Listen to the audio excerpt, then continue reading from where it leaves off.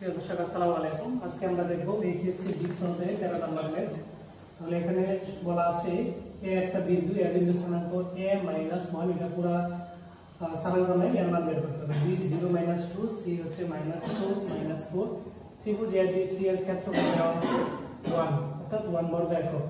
c কেন্দ্র বিশিষ্ট এবং a বিন্দুগামী বৃত্তের সমীকরণ নির্ণয় করতে হবে। অর্থাৎ আমাকে মূল কথা হচ্ছে বৃত্তের কেন্দ্র হচ্ছে c এবং a বিন্দুগামী বৃত্তের সমীকরণ নির্ণয় করতে হবে। এখন কেন্দ্র c খুঁজতে যদি আমরা দেখি তাহলে এখানে পূর্ণাঙ্গ সমীকরণ বা স্থানাঙ্কটা দেওয়া আছে এবং a বিন্দুগামী, a বিন্দুতে গেলে আমরা দেখলাম যে এটা অসম্পূর্ণ, মানে এর মান নেই, এটা বের করতে হবে।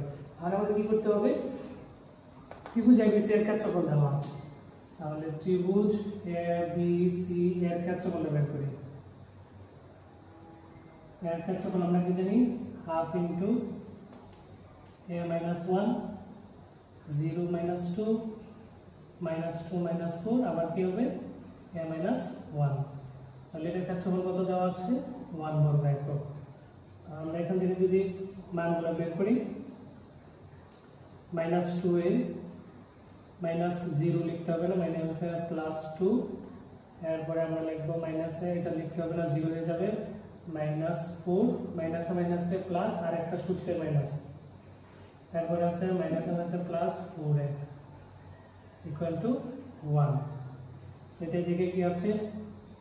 গুণ আছে, পাশে এটা আছে, এটা রেখে দিই, পরে হিসাব করি। এখানে কি হবে? 2a, চারটা থেকে মাইনাসে দুইটা গেলে দুইটা থাকে, এখানে থাকবে -2 ইকুয়াল টু 1। এটা থেকে 2 কমন যায়, 1/2 ইন্টু 2 যদি কমন নিই তাহলে আমাদের a - 1 ইকুয়াল টু 1, 2 কাটা, তাহলে থাকতেছে a - 1 equal to 1। a is equal two কি হবে? আমরা লিখতে পারি, যেহেতু আমরা মডুলার উঠাই দিয়েছি এখানে, তাহলে এটা আমার থাকবে কি +-1 আর হচ্ছে +1। তো যখন, সুতরাং a ইজ ইকুয়াল টু কি হবে? একবার +1 ইকুয়াল টু 2, আবার এবং a ইজ ইকুয়াল টু কি হবে?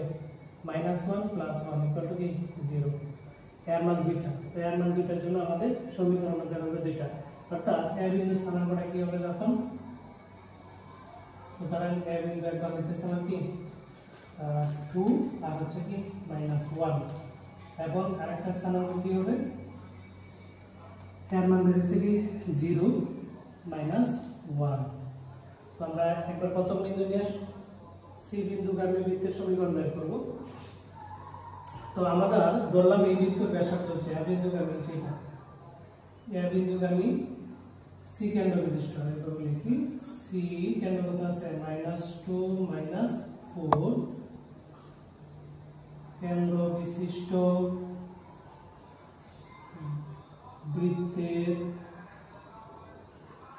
ব্যাসার্ধ আমাদের জানা নাই, ব্যাসার্ধটা ধরে নিলাম, ব্যাসার্ধ r, এবং এটা কোন বিন্দুগামী? 2 - 1 বিন্দুগামী।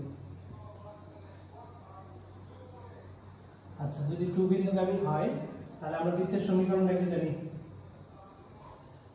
x কেন্দ্র কোথায়?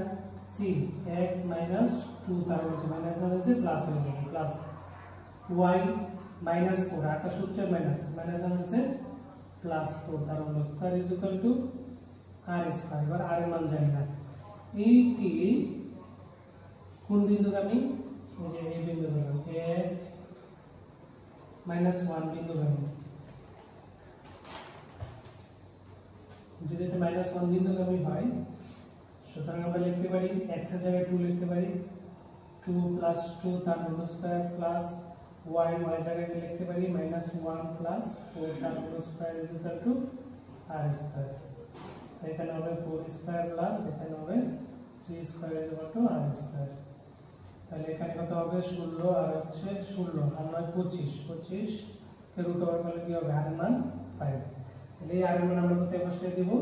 এই যে 1 নম্বরে বসিয়েছিলাম, এই 1 নম্বরে বসিয়ে দেব। তাহলে কি হবে? আমাদের সমীকরণটা হবে x + 2 তার হোল স্কয়ার প্লাস y + 4 তার whole square equal to r square, r মানে কত 5 স্কয়ার। এটা আমাদের এই সমীকরণের একটা সম্পূর্ণ হয়ে গেল। তাহলে এটা যদি আমরা ভেঙে আর স্কয়ার প্লাস 4x প্লাস 4, এখানে প্লাস গুলো স্কয়ার সূত্র y স্কয়ার প্লাস 4 দুগুণে 8y প্লাস 4 ছাড়া 0 মাইনাস 25 ইকুয়াল টু 0। এর পাশে থেকে বসে নিলাম, তাহলে গিয়ে x square plus y square plus 4x plus 8y। এবার 16 থেকে 25 9 মাইনাসের 9 থেকে আবার যদি আমরা 4 বিয়োগ করি তাহলে থাকতেছে আমাদের -5 ইকুয়াল টু 0। এটা একটা সমীকরণ। আবার আমাদের a বিন্দুগামী, যখন a বিন্দুগামী ধরবো তখন এটা কি হবে, আরেকটা সমীকরণ বের হবে। এটা তাহলে সেম একই হবে, a বিন্দুগামী হবে। তখন কি বলবো, a বিন্দুগামী যখন হবে তখন x এর মান কি হয়ে যাবে 0, আবার y এর মান কি বসবে -1। তাহলে এখান থেকে r এর মান বের হবে, r মান। তো এবার আমরা যদি এটাকে বাইরে উঠাইছিলাম এই পর্যন্ত ওঠাবো, পরে আরেকটা বিন্দু আছে, দুইটা সমীকরণ আসবে এখান থেকে।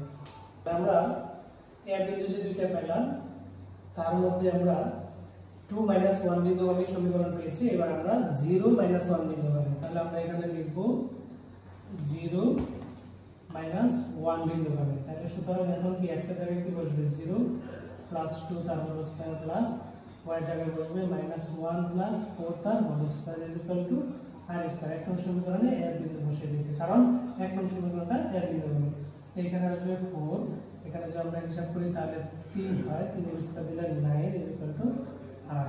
তাহলে 9 10 এর বড় 13, তাহলে r এর মান পাইলাম কি √13 পেয়ে গেল। অথবা আমরা r স্কয়ার এর মান পাইলাম 13, r স্কয়ার এর মান এটাকে আমরা এক নং বসিয়ে দেব। তাহলে কি পাই, সুতরাং x প্লাস 2 তার whole square plus y plus 4 তার whole square equal to r square. R এর জায়গায় কি বসাবো 13, r স্কয়ার এর জায়গায় 13 বসিয়ে দিলাম। এবার কি হবে x square plus 4x plus 4, আবার আমরা প্লাস হোল স্কয়ার সূত্র x square plus 8y plus 16 minus 13 equal to 0। তাহলে আমরা একটু সাজিয়ে লিখি x square plus y square plus 4x, তারপরে লিখব প্লাস 8y। এখন আমাদের সংখ্যা হিসাব করি, এখান থেকে 16 থেকে 13 বাদ দিলে 3 আর হলো 4 হচ্ছে 7 প্লাস 7, এটা হলো আরেকটা সমীকরণ। এই দুটো সমীকরণ আসবে এখান থেকে, কারণ এর মান পেয়েছি দুটা। কিভাবে, আমরা যখন এখান থেকে মডুলার উঠিয়ে দিলাম, এই যে এখান থেকে মডুলার প্লাস মাইনাস 1, এই প্লাস মাইনাস 1 আসার কারণে এর মান একবার কি হবে, প্লাসের জন্য 2 মাইনাসের জন্য 0, এর জন্য আমাদের সমীকরণ দুইটা আসবে। আশা করছি বুঝতে পারছেন। Thank you.